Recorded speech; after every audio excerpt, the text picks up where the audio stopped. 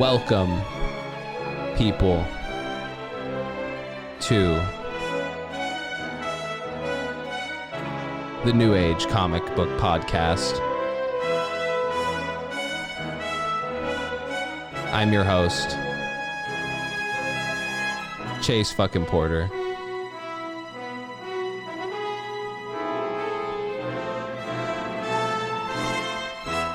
How long? Okay. How long does that go on? For a good while. Nice. Hello, welcome to the New Age Comics Pod. Like I said there, I am Chase Porter. And this is a bit of a unique episode here. So there's a lot going on. A lot of changes have been made. Changes that might not be permanent. We will see how that turns out. But I'm not recording at my usual place of audio recording. It is at a friend of mine's today, D. Wayne. I'm at his place right now. Yo! He is sitting over there. We're chilling in his studio at the moment. I am on his system. He's a big shot radio DJ guy, and so I'm using all his equipment, bumming off all of it. Lexi's also here. Hey. Hi, Lexi. Watching Superman. Yes, and we're watching Superman. So that's sort of the setting to paint a picture for you listeners out there. But that will not be the source of content for this episode. I will be here talking comics. I'm very behind as of the past couple weeks. I don't think I need to give much of an explanation for that, given everything that's been going on. But these are not for this week's comics. So I'm getting that out of the way. Apologies to all those checking in expecting the newest comics. It is not that. These are from October 28th. I'm here to kind of catch up on them. This is more of a symbolic episode of the show. So before I get to that, I just want to say thank you for listening. If you would like to follow me or the show, you can go to my Twitter account at New Age Comics Pod, or you can check me out wherever podcast apps are found or sold or whatever they are. And on YouTube, you can go subscribe to me over there.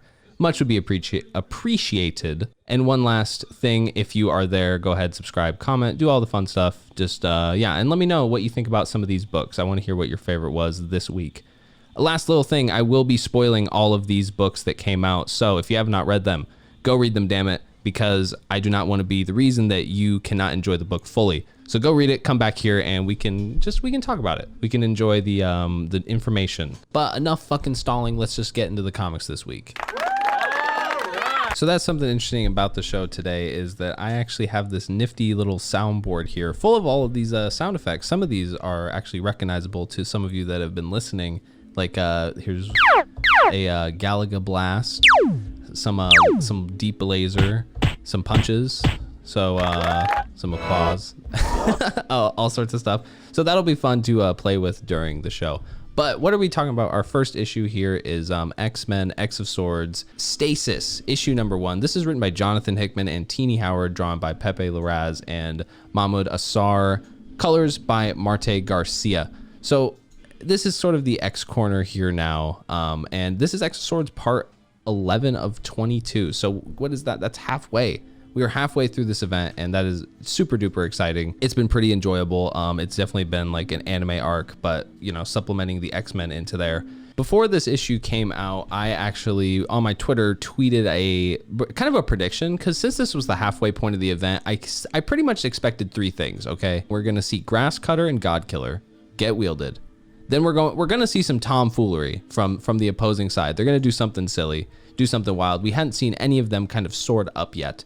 And lastly, the tournament was going to begin on the last page. That was pretty much my full prediction. Just, I got to say, I wasn't completely off, but I will say my guess was pretty vague at the end of the day. This issue definitely serves as like the halfway mark, because the competition does indeed start in this issue. So I got that one right. Actually, there is, this whole issue is kind of dedicated to the other team. So I kind of got that right too. I said tomfoolery. And we basically get to see some of that here. The Araco team, we see them back to back to back to back.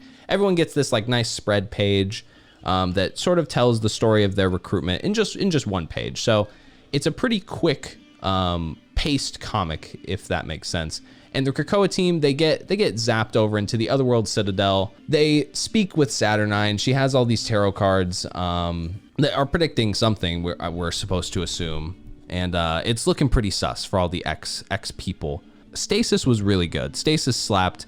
The Aurico montage was really good throughout this issue. I was a big fan of that. The Aurico champion scenes that I really did dig. I really liked the guy who was the white sword of the Ivory Spire. I guess that was his sword name, maybe.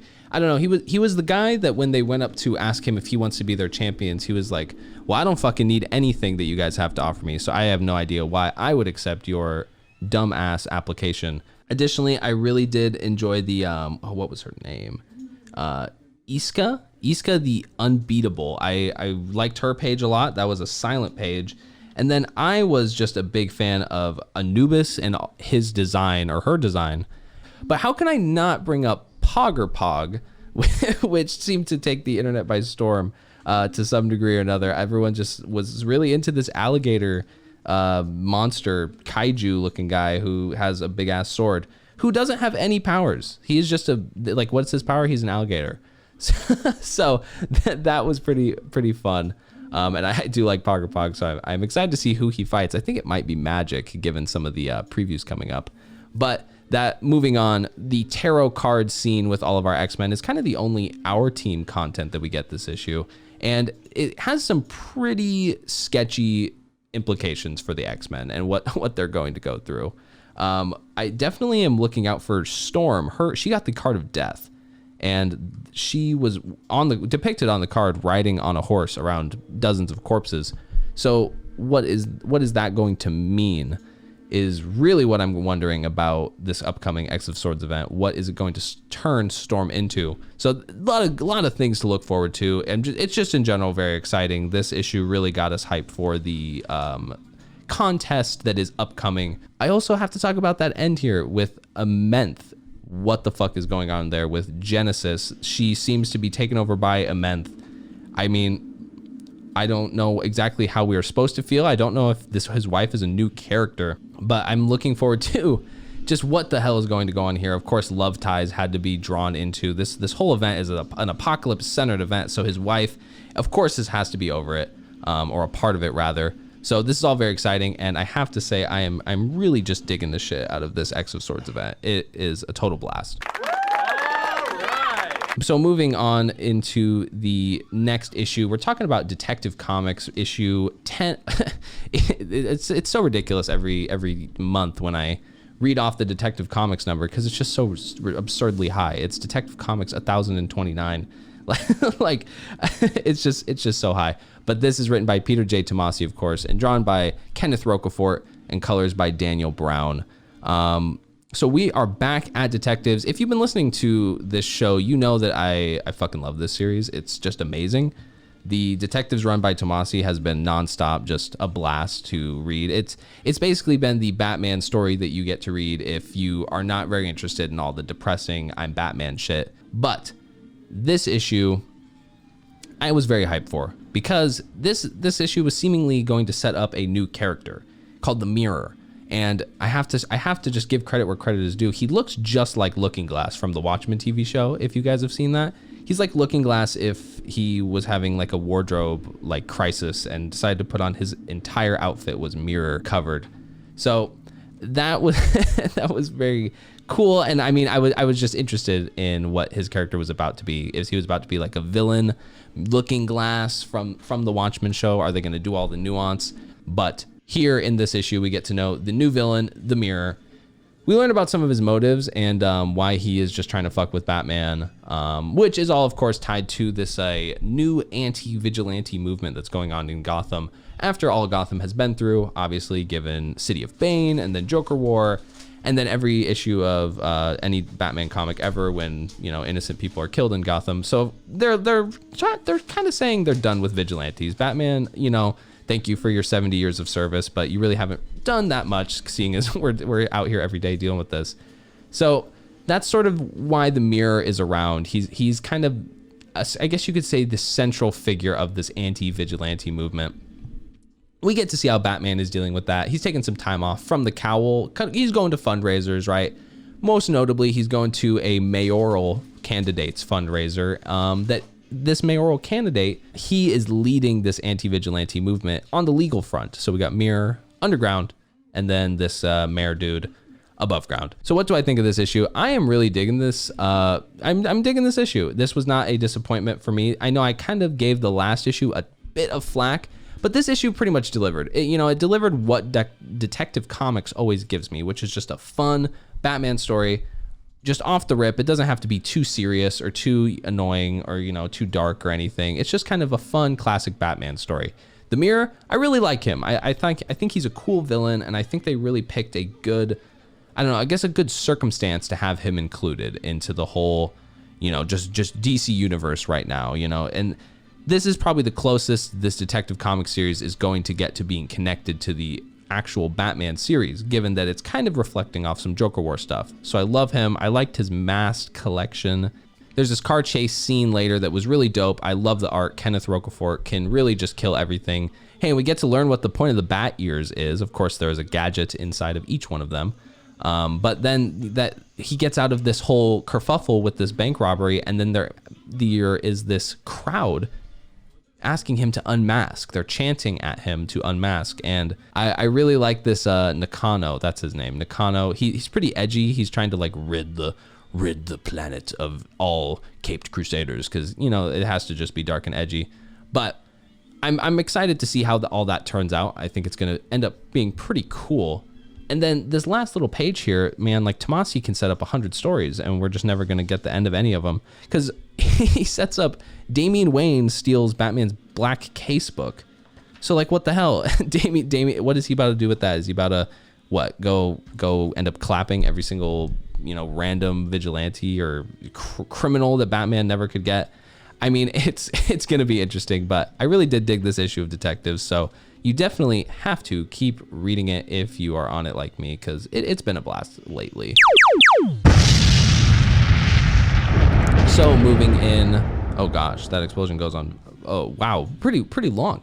So moving in, we're talking about the issue Shang Chi, issue number 2. This is written by Gene Yang, drawn by Dyke Ron and Philip Tan, colors by Sebastian Chang. This new Shang Chi series, I have been really into it, even though one issue is only out so far, but I really liked the last issue. Shang Chi, he's definitely one of those street level heroes that just has kind of that like soft spot, in my heart, just from all the Marvel Knight stuff. I just love Shang Chi. He's just so fun to read on page. He's one of those wholesome characters. You don't have a problem with him. He's dealing with this family. Like this series is kind of like, what is he up to? He's dealing with this family. His sister is back in the picture. She has a hammer. Her name is Sister Hammer, of course.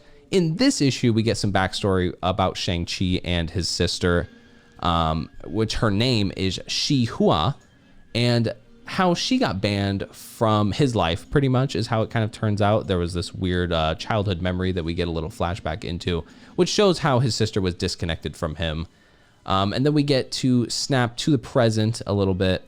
Shang-Chi is hunting her down. He's trying to rescue her because she's embroiled in this cult, essentially, the Deadly Hammer cult. And, like most comics, it does not go according to plan. There is an intro scene in this comic, like I said, that was kind of that flashback, and I really did dig this scene. It's all drawn by Philip Tan, so we kind of switch up the pencils throughout the book here. And I would really like if they kept up this flashback stuff. The first issue did it. I was a big fan of it, and I would like to see it kind of continue, right? Like, so it showed us Shang-Chi as a kid. Is it going to show us, Shang-Chi as an adolescent and then eventually as an adult? Like, keep up these flashbacks. It'll give us sort of a Shang-Chi year 1 experience, sort of like that Ninjak series that dropped from Valiant a couple years back. It kind of did that same thing. It told his backstory in these secondary stories. But in the beginning of this issue, Shang-Chi, he's in this helicopter with his girlfriend from MI6, and he just says fuck it and just jumps out the helicopter, totally leaves her just flying away. And when he lands, this is like the craziest scene I've ever seen in a comic. He's like the deadly hands of Kung Fu, right? He punches this mace and like shatters it. So he bursts a mace with his bare knuckles. Like I tweeted about this just because I was like, holy shit. Like we have to put some respect on Shang-Chi's name because I can't think of many Marvel heroes that could do that. Honestly, like that's stronger than fucking, I don't even know, Captain America.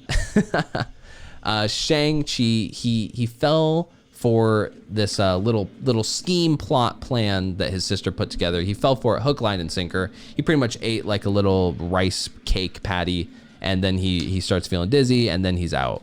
And all of a sudden we learn his sister, she is not up to the nice reunion that Shang Chi he wants. But I do enjoy on a character level his sister. I think her motivations are really neat, that she wants to kind of, you know, do be the one that her father would have, I guess, preferred her to be better than Shang-Chi ultimately. I like that. It's really character connected. There's also these like trippy scenes throughout the end of the book while Shang-Chi is out on this like weird hallucinogenic whatever that was in the rice cake, and the art is just great. I totally love that. And this he has this like blood that is like the stars. The art in this book is definitely meant to be commended. And it seems like there's some tomfoolery going on with his dad here. Like we thought his dad was dead and that Shang killed his father, and now his dad's coming to him in visions. So we'll all have to kind of look forward to that. It's gonna be interesting. We can throw a few punches in, I guess, for Shang-Chi. I should have been doing that throughout the little review there. But Shang-Chi, it was very awesome. You got to be reading this book if you are a fan. So moving into Batman 3 Jokers, specifically issue number 3, written by Jeff Johns and drawn by Jason Fabok, colors by Brad Anderson. This is the 3 Jokers Jeff Johns Batman epic conclusion. I think we're all just super duper pumped for this. This whole miniseries has just been awesome. It's been nuts. The story has been really dark. It's been really bloody.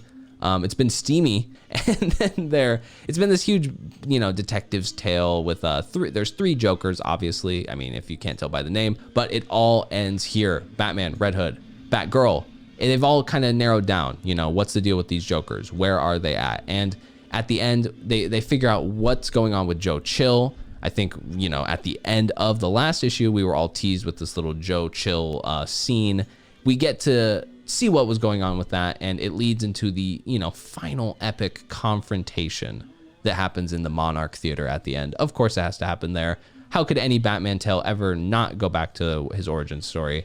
It involves Joker Toxin, of course, Joker henchmen, flames, fighting, nuance, explosions. Just wow. This comic was totally nuts. I loved every minute of this issue. This whole series was just totally amazing. It was such a slow and like thoughtful detective story. It really took its time every single panel and really made you it made you have that feeling where you want to read it and then look at the art and then read the bubbles again, and just to take in each panel at a time. It's one of those books that you could read over just to catch little details, but you're kept on the edge pretty much the whole time. I guess if I were to sum up this story in one word, it would be trauma, because that's kind of what this whole kind of comic leads up to. It kind of dissects each character just their traumas. Batman's got a million of them. Of course, this whole series kind of has seemed like an homage to The Killing Joke.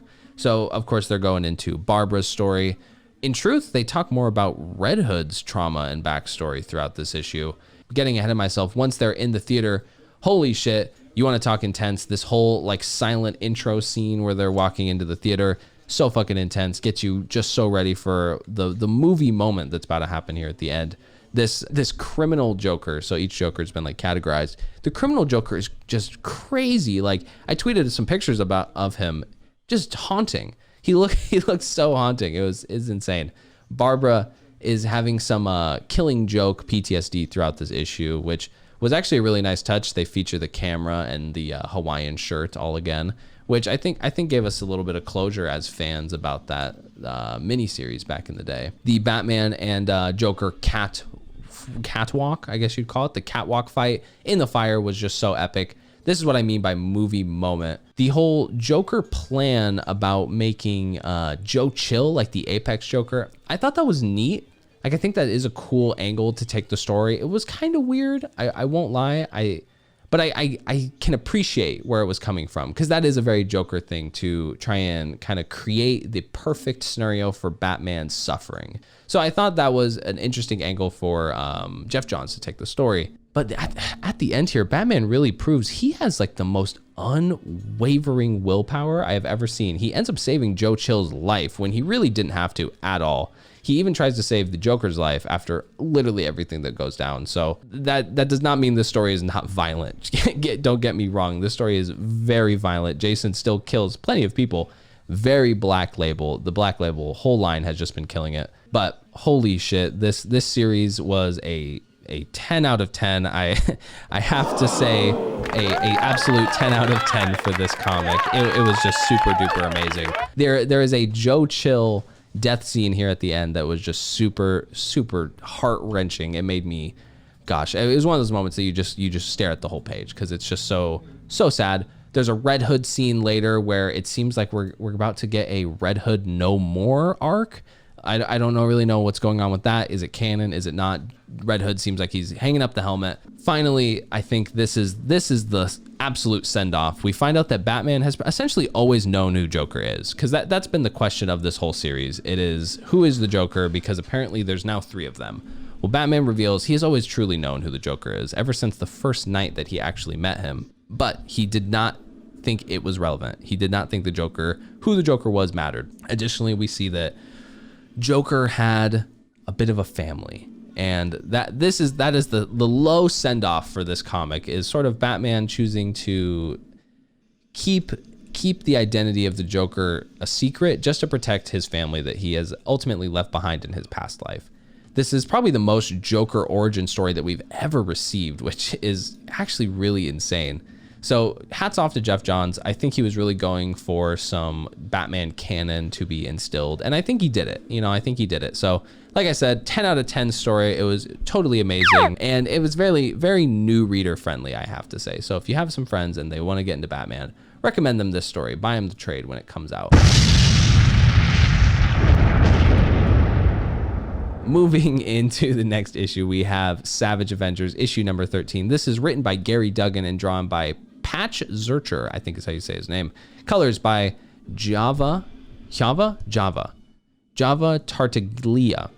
Man, I apologize for some of these name butcherings, people. But this comic is the most Savage Avengers of all. They're all on the same team, and it is Duggan's, amazing, fun. I think it's going to be a future cult classic run. They're going to war with Kulan Gath, who I recently actually found out. I found out that he was a what's the word? A Hyborian. He was a Hyborian character, meaning from the Conan universe. I did not know this. I thought he was a classic Marvel character. I guess I'm wrong. But moving in, before they actually can go to war, they have to take care of some individual side quest missions. This whole comic feels like a video game at the end of the day. The squad is splitting up into teams. One team is to go fight an Asgardian dragon, who I guess has an Eye of Agamotto on him. I don't know why. I don't think anyone knows why. There's a lot of shit in this series that you really don't have to know why. It's just, hey, let's just accept it and move on. It's just very fun at the end of the day. But then there's team 2, and they split up to go pretty much fight all of Kulan Gath's munchkins that are running around all over the world.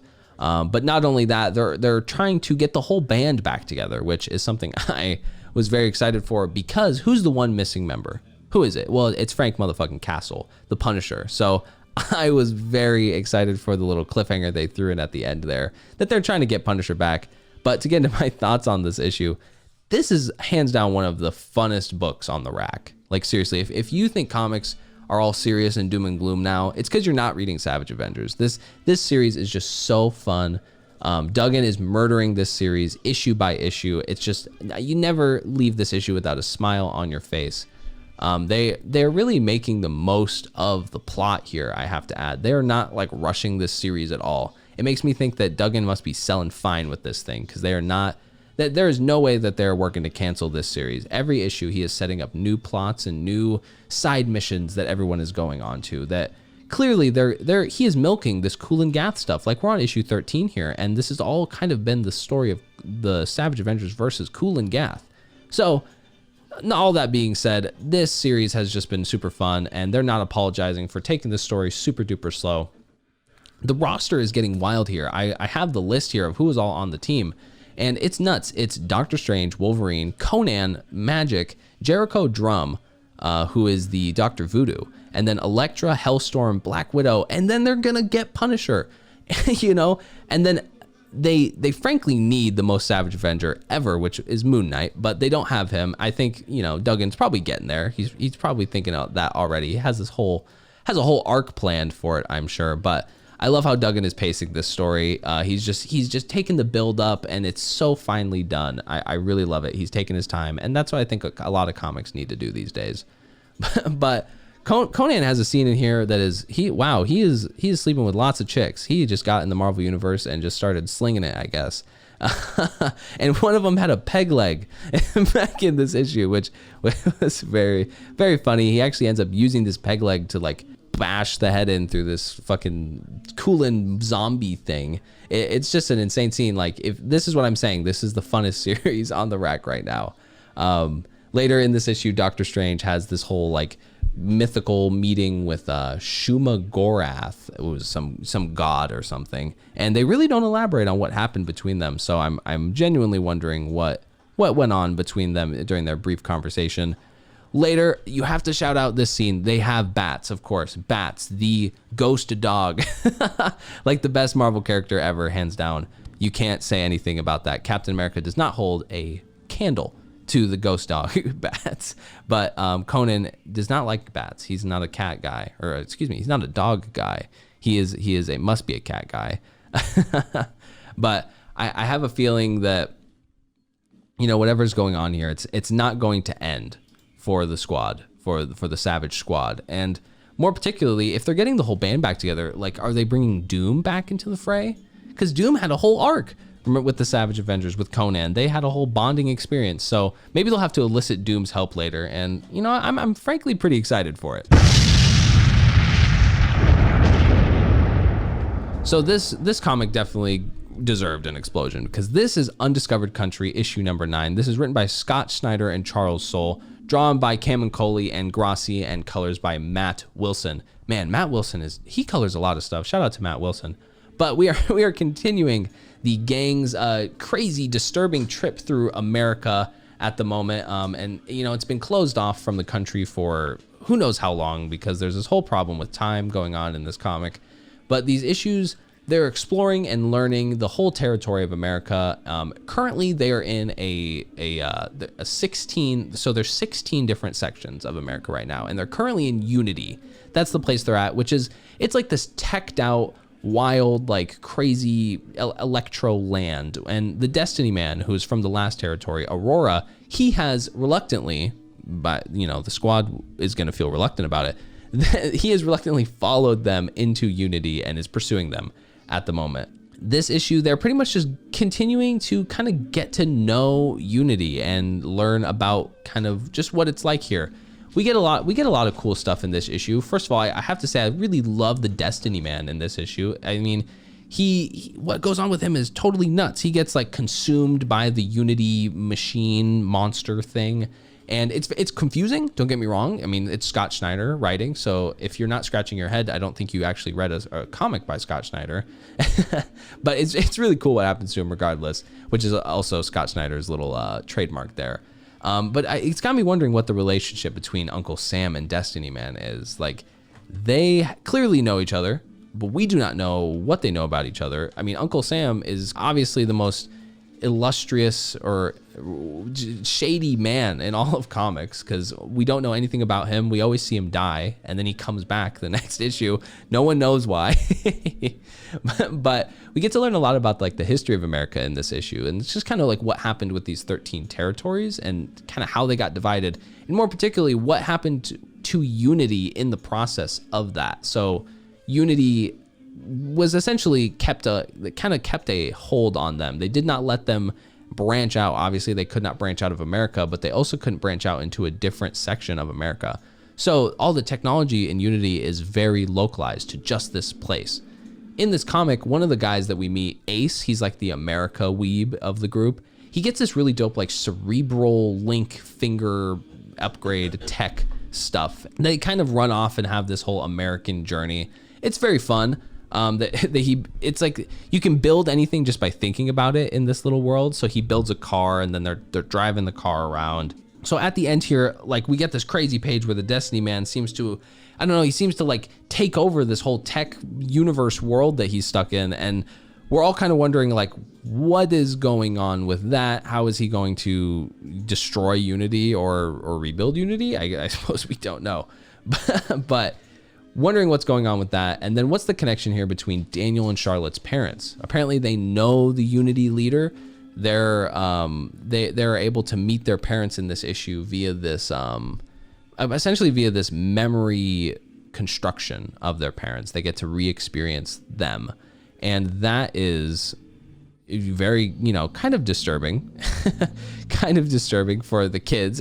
But then we learned that the only reason they're there is because the Unity leader, quote unquote, because they said they really don't have a government, was able to reconstruct them via their own memory. So what's going on there? We don't know. We'll have to keep reading, but I really did dig this issue of Undiscovered Country. It was very good. Now we're talking about Action Comics issue 1026. This is written by Brian Michael Bendis and drawn by John Romita Jr. with colors by Brad Anderson. So this is the Bendis Action Comics Superverse thing. Bendis has been taking over the whole Superman mythos for the past couple years now. Right now we're in the Action Comics run, and he is on House of Kent Part 5. So we're getting pretty deep into this House of Kent arc. The irony is that I'm sitting here talking about a Superman comic as while I look over to the left of me and there are Superman cartoons playing on the TV screen.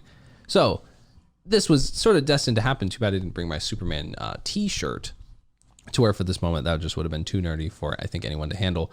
In this issue, we're talking about the Invisible Mafia. They have been able to unleash this. Oh gosh, I mean, every time I talk about this comic, it's always just the most mind-bending shit. So this interdimensional creature has breached this world. He's called the Parasite.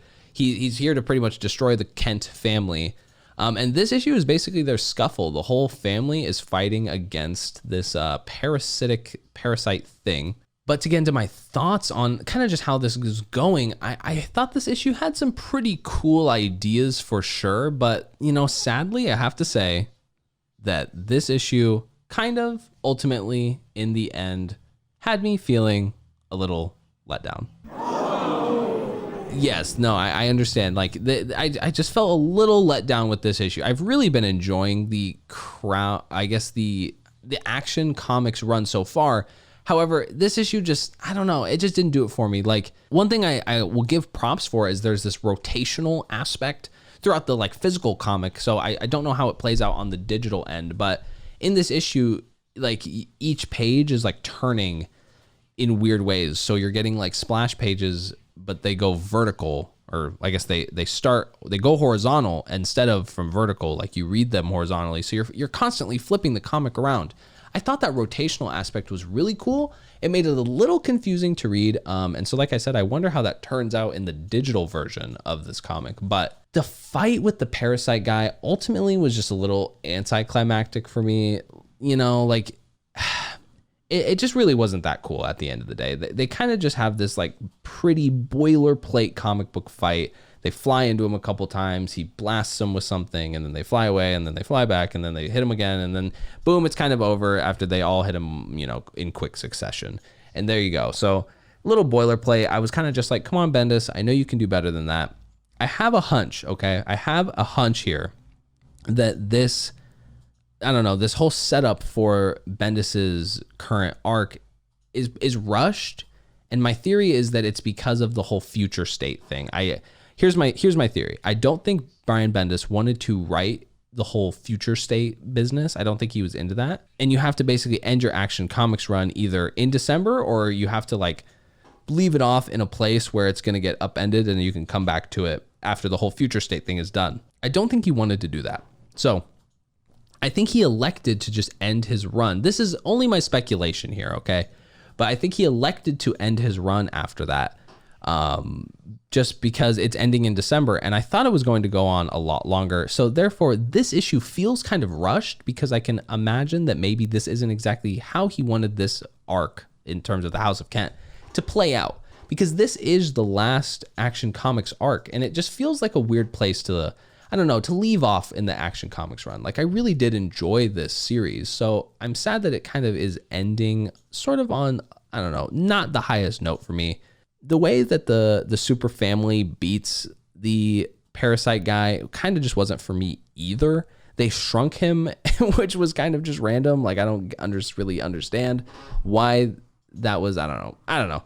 it was just kind of weird. Like they just shrunk him down and then they froze him with their frost breath and then they kind of kept it moving. Like I said, it all felt anticlimactic. Like, weren't we supposed to be like, oh shit, this thing's gonna kill every motherfucking super person? But it didn't. It didn't kill any of them, and in fact, they defeated him pretty easily.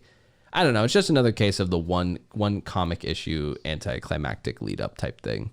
I also walk away from this issue a little bit feeling the critiques that happen for Romita, like Romita Jr. I've heard a lot of people shit on his art lately, and I used to be like, come on, guys, like he's a fucking legend. Like, come on, don't give Romita shit. But I'm kind of seeing it here because this issue could have been a lot. I don't know. It could have been a lot better. There was a lot of panels where I can understand what people mean, that sometimes you can tell when he maybe is caring about the work. I don't want to say he doesn't care about it. I don't want to be mean, but you can tell maybe that he's dropped the quality control a little bit. I don't know. Digress. I mean, I love Romita, so I never want him to be on the downward spiral. But this issue, I don't know. You can kind of see his art taking that turn. The literal ending here was also just super confusing. Just a weird ass place to leave off the story with, I guess Lois was arrested or something. There's only 2 issues left. So I think I'm really just like, where the fuck is this going? I hope this series can ultimately end pretty good, but I guess we'll just kind of have to see. So it is sad, but ultimately, Action Comics, it's been just okay this so far.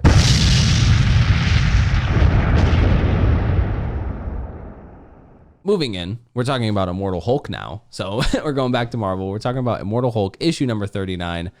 This is written by Al Ewing, of course, drawn by Joe Bennett, the classic horror artist now of the 2020s. And then we got colors by Paul Mounts. Paul Mounts really knocks the colors out on a lot of these issues. In this issue, we get some Immortal Nightmare fuel. That's seemingly to be every Immortal Hulk issue at this point. It's just like, hey kids, do you like disgusting gore? Here's an Immortal Hulk issue. But we're picking back up with the leader. He's in Hulk's head, and they're having this whole personality brawl between everybody, the Hulk and the leader and all the Hulk personas. And the leader has this green door power, god power thing. He's merged with Brian Banner. It's a whole bunch of shit. That's really how I'll put it. But this issue, I thought it was actually really good. There are namely 3 just immensely gory, scary, disturbing moments that, you wake up in a cold sweat about. There's this scene, just to go through them, there's this scene in the beginning where the leader literally like juices Brian Banner. He does the whole alien thing, right? With the tongue mouth. God, I mean, it's not even his tongue. His head splits open. And this whole alien claw mouth reaches out and it juices Banner. And then later there's this scene with one of the snake. I guess I don't know. It gets into what's going on right now with Hulk, but there's this snake like monster persona that's in his head, and the leader like rips him to pieces in this one panel, and it makes you like throw up what you last ate. It's just insane. And then of course it has to end with like Bruce Banner. I can't even describe what's going on. He's being like ripped into like noodles. It's just nuts. So this issue really cranked the nightmare fuel just to new fucking levels.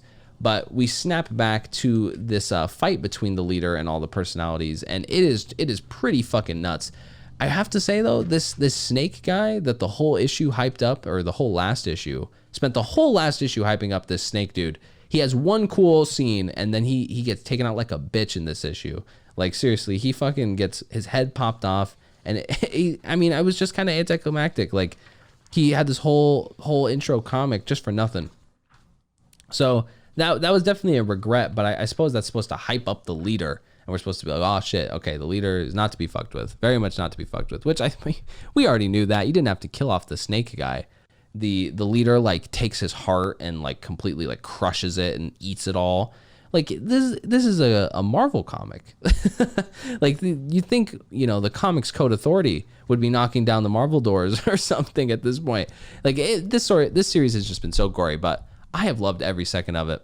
I mean, it caps it all off with that last little nightmare fuel scene that I mentioned in the beginning there with Bruce. I can't even describe it. It kind of looks like a brain. You have to go look at it. Like you have to be reading Immortal Hulk. If you're into the horror comics, then why aren't you reading this series?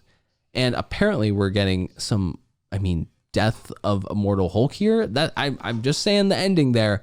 Maybe Hulk is dead, maybe he's not. What the fuck? It's Immortal Hulk, but he's dying in his head. It doesn't make sense, but we will have to reluctantly keep reading, listening audience, and we will see how it goes.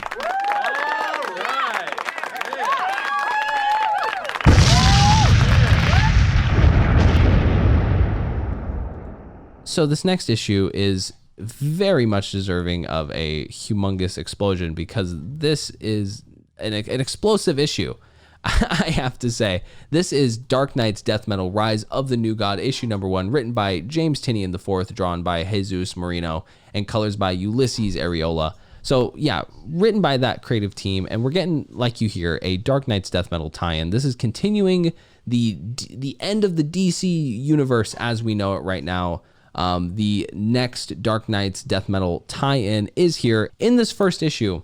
It's kind of one of those comics that has 2 stories in it. So there's a first main story, and in the first main story, we follow the Chronicler, is what he goes by, and he's essentially the Watcher. If you're familiar with Marvel Comics, you know who the Watcher is. He catalogs and records and transcribes every eventful event in the universal history, right? So this whole thing, he's not allowed to interfere, but of course he interferes every single time he's there, because why not? And that's pretty much exactly what happens with the Chronicler in this issue. However, the Chronicler was getting a lot of pub this last week because he looks just like Cosmic Ghost Rider. And he really does. Like, if you go look at who the Chronicler is, he does look just like him. Throughout this issue, also, we are seeing Perpetua versus the One Who Laughs. So, if you've been reading Death Metal, you know that the Batman Who Laughs, the 2020 villain of DC, he has been fused with Dr. Manhattan. And so he has all the Dr. Manhattan powers and has gone full God mode. And he's fighting Perpetua, the mother of chaos and the whole multiverse. See, like, Dark Knight's Metal, you can always expect it just to be, like, off-the-wall nuts. But the Chronicler goes through this whole quest throughout this issue, which is pretty cool. I really did dig the quest. There's a lot of good, like, art scenes of him just walking on the moon and doing stuff that, translates to some great spread pages. But I really do dig the Chronicler. I think he's a neat-ass character. I love the Watcher in the Marvel Universe, so how could I not? And then there's this moment later that I really dug with him and Metron, where Metron's also one of those kind of like watch, observe, don't interfere type figures of the New Gods. And they have this whole conversation where Metron essentially convinces the Chronicler to aid our heroes in the, Dark Knight's Death Metal. In the, what they call it, the Anti-Crisis is kind of what they're going through right now. So that is all very exciting. Here's my takeaway though. Are we gonna see the Chronicler like in the series, like in the main series? Because otherwise this tie-in felt kind of irrelevant, because we kind of just see this dude be like, oh shit, this is what y'all going through, cool, I have it written down, and then someone's like, hey, you should help, and he's like, fine. That's kind of what happens in this issue, because it ends on the whole part where he's like, bet, I like you guys. So, I'll probably eat my words. Like, I guarantee you the Chronicler will be more relevant throughout the series. But if he's not, I am going to be like, what the fuck was this tie-in? So, all that being said, I really did dig that main story. There is a backup story here with, written by Brian Hill. But, I have to say, I really did not understand anything about it. It was kind of random. Didn't make much sense to me. But it was essentially a continuation of that Multiverses End one-shot, which I skipped. So there is a reason that I did not care for that backup story. But otherwise, did dig that, and I am digging Dark Knight's Death Metal so far. So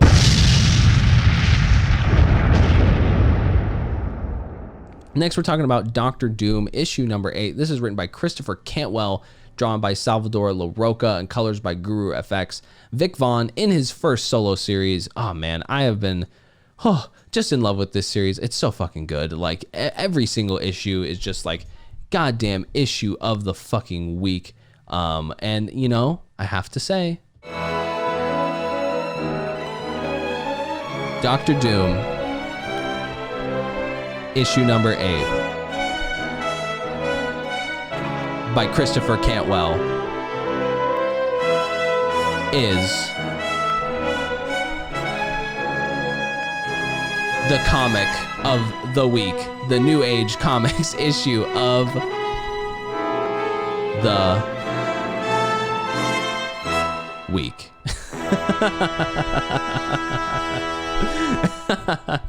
Yes, this issue was just super fucking fun. I loved this issue from head to toe. I mean, I don't even know where to start with this one, man. I mean, Doom is recuperating from his long journey in exile of Latveria. I mean, this whole series, he's been gone from Latveria since issue 1. In this issue, we get to see him take back the throne, you know? So that was just, you know, this whole build-up, very excited for that. He's taking the reins back, and a lot of shit goes down. Doom, he comes back with the fucking Iron Fist, not the literal Iron Fist, right? But the figurative Iron Fist. He literally conquers his neighboring country, right? So what's it called? Simkaria. He conquers Simkaria just casually. And meanwhile, Blue Marvel, right? There's been this whole Blue Marvel storyline going on throughout this whole series. It has him in a black hole. Okay. Like I can't, you know, underhype that or overhype that. Like he's literally in a black hole. And it's pretty cool. So getting into kind of just my thoughts on it. This issue was totally amazing. Like I said, issue of the week. It is told in the spread page style, right? So each time you turn the page, it's just one page. So it's either a splash page, or if there's an ad on the other side, it's just a nice one-page spread. That was a really cool way to approach this comic. I mean, this is stuff that makes series like very memorable. Writers taking risks with how they tell their stories is always interesting to see, and always is like a hallmark of a good run. But there's an amazing subplot in here with Doom's assistant Victorious, who has been a really cool side character to follow throughout this run. I mean, Cantwell is just the king of subplots, obviously. This is known to all of us. I've given him that accreditation several times here on the show, that he's the king of subplots. And he flexes that muscle very hard in here in this issue with Victorious. There's this amazing scene where it's very sad, but Doom makes her kill her own mother because she is a Simkaria, like I guess you'd say immigrant into Latveria, and so he makes her swear her fealty, right, and her loyalty to her by making her kill her own mother. This is a extremely dark scene that is, wow, very haunting. But Victorious is reflecting on what this means to her and how she feels like she's ungrounded anymore. And wow, I mean, it's just great. It is just great. There's kind of some mention later through this issue about Galactus specifically, and it makes me wonder if this is going to tie into the current Thor run. I don't really know what's going on with that, because obviously Galactus, if you have been reading the Thor run, spoiler alert for the Thor run, Galactus has been killed. Really wondering how that is going to go, if Galactus is going to be relevant in the upcoming Doom issues here. But later at the end, we get this actually really amazing line from Doom where he's reflecting after he has conquered this country, saying, how can I be expected to bring world peace when I cannot even conquer one small country? And it's just this amazing line from Doom, you know, Doom giving these extremely heady, and you know, you can, just in the way that he talks, it's almost like you can feel the weight on his shoulders. I feel like that's how Cantwell writes him. You know, he writes him as the king, and it's just so absolutely just enthralling to read. I cannot get enough of it. There's a reason that this series was Eisner nominated. Like, guys, this series is really just killing it. We get some Nova at the end of this issue. Like, I'm really keeping my eyes peeled for what's going on with all of that. So the last page here, Doom is going, good? Yeah, like Doom is committing to this good vision that he's seen. He keeps seeing visions about how he is the leader of this utopian society of peace. And so he's committing at the end of this issue to pursue this avenue of peace, after actually reflecting on what he ended up making Victorious do. Makes him want to swear this loyalty to bringing peace. So can't wait to see how this issue continues to play out. Absolutely have been loving Doom. It's been just phenomenal. So getting into the next issue here, we are talking about Justice League Dark, issue number 27. This is written by Ram V, drawn by Nguyen, I believe is how you say her name, and in colors by June Chung. JLD, they're having their final showdown with the Upside Down Man. Man, This run has been going on forever. We're on issue 27, like I said. So what? This is over 2 years at this point. This has been a very steady monthly book. You know, it's never switched up the release schedule. But in the last issue, we left off with Constantine fatally wounded and dying. It was a huge cliffhanger. It was, you know, very insane. I think we're all just like, when is the next issue coming out? Frantically checking, you know, League of Comic Geeks or whatever. But this issue features several more casualties. Okay, several more casualties. So be prepared for some, you know, some some of that on our heroes, because a couple of them get the and it's making me want to cry. And meanwhile they're duking it out with the Upside Down Man. I mean, it's still a great issue, don't get me wrong, but it's very sad. There's some great action throughout this issue. I gotta absolutely give a nod for the artist. The art is just amazing, and specifically June Chung, the colorist, because the colors pop super hard throughout this issue. There's some amazing colored scenes, specifically with some of these death scenes. So let's hop into them. We see Constantine do the whole like final words thing, right? So boom, already one, you know, Constantine gets the, and then Swamp Thing, you know, inevitably gets the, and that was just extremely sad. He gets like injected with this plant enzyme that makes him like explode with flora, and it completely takes over this whole like upside down place that they're in. But he gets like eviscerated by it. It's very, very sad. And then this one probably hit me the hardest. Okay, this one did the whole on me. It fucking hit me the hardest. And it was the death of Kent Nelson, Dr. Fate. He gets the, and I was super duper sad about that in this issue. I mean, ultimately we're like, okay, it's a comic book, every character comes back. And while that is very true, it does not mean that this moment does not suck, right? That little limbo we're in between here and the next issue when they come back. This moment sucks because we're like, well, the character's dead. But Swamp Thing probably had the coolest death in this issue if I had to assign it to one. And it's seriously like all because of June Chung. The colors on that page are just, oh my gosh, they're just amazing. But Kent definitely had to be the most sad boys. So I do wonder, what the fuck was that ending? Like, this ending made no damn sense. I mean, it made sense, but it was just like, where's the fuck is this going? Like, Zatanna just morphs into the Upside Down Man and then turns into this like horrific monster gross thing. I really don't know how to, I don't know, cope with that or fathom with that. Overall, I have to say I really did like Justice League Dark. It was very good. And you have to be reading it if you are into some of this magical stuff. There's no other place to get magic at DC right now, unless you're on the JLD. So absolutely, please be reading JLD. It's been amazing.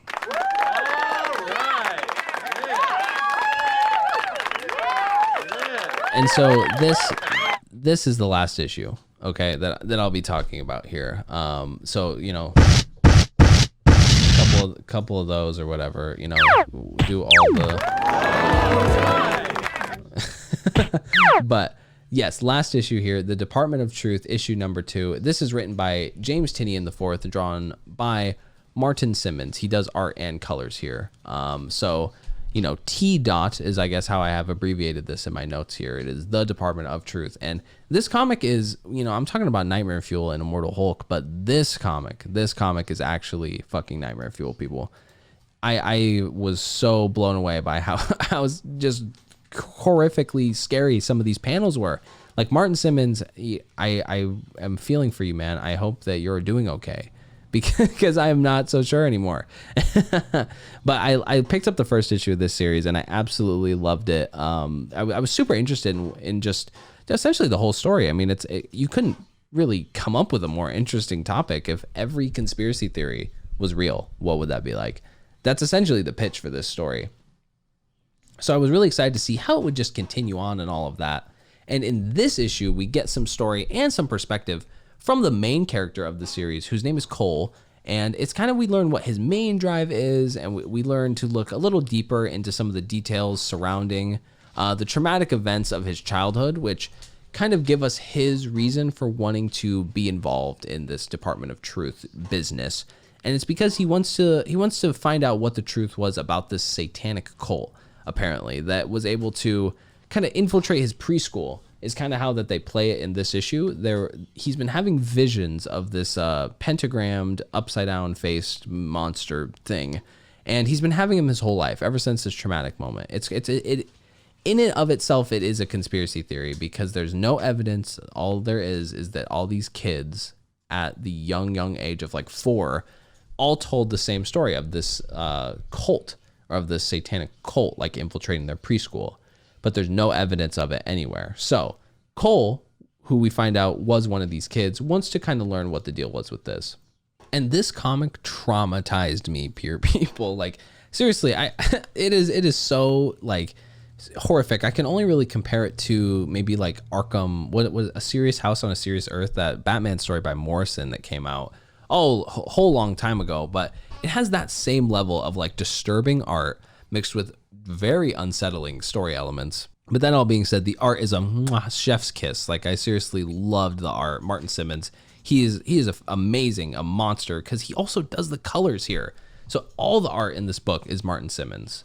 Man, shout out to Martin Simmons. He's an amazing artist. I would love to see him do some other type of comic books. He's a very, very talented man. But in this issue, we not only learn all that stuff about the cult, we also get to see a kind of like a section of the Department of Truth, which was called Rock Bottom, which there's this agent who's been following Cole around, and she takes Cole down into the bottom floor that she has access to at the Department of Truth, and she calls it Rock Bottom. And we get to meet like a data analyst down there.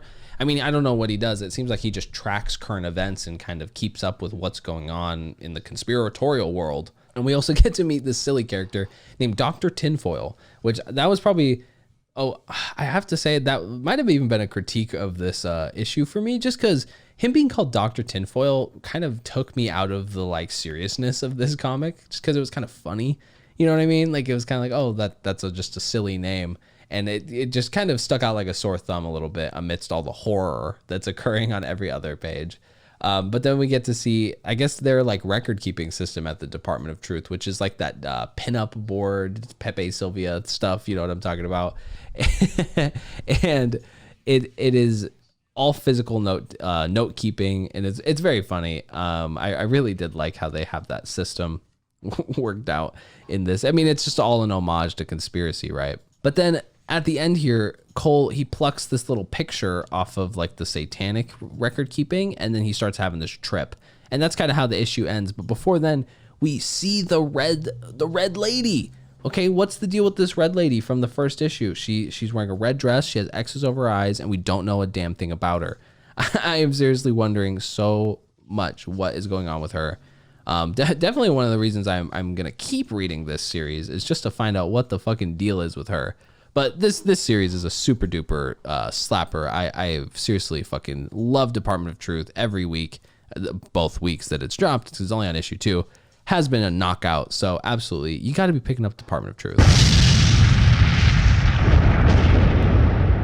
And that is going to do it this week. Wow, definitely a very different pod in a lot of regards. So who knows how some of these elements will kind of turn out on themselves, but I very much had a good time recording the pod this week. It was definitely very interesting. Working with these sounds was a little interesting. I can go through each one again. We got the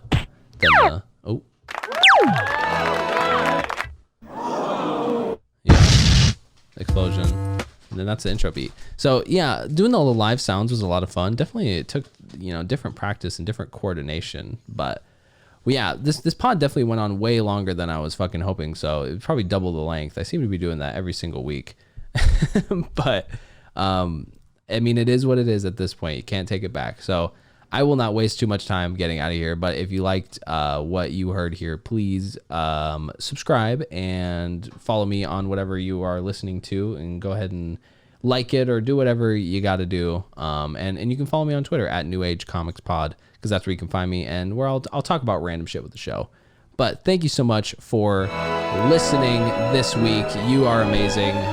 If as a listener, I love you, and I hope you have a wonderful week. And read some comics. How about that? If you read a comic, you will make me happy. So thank you guys for listening this week, and have a good one. And I'll see you later. Goodbye.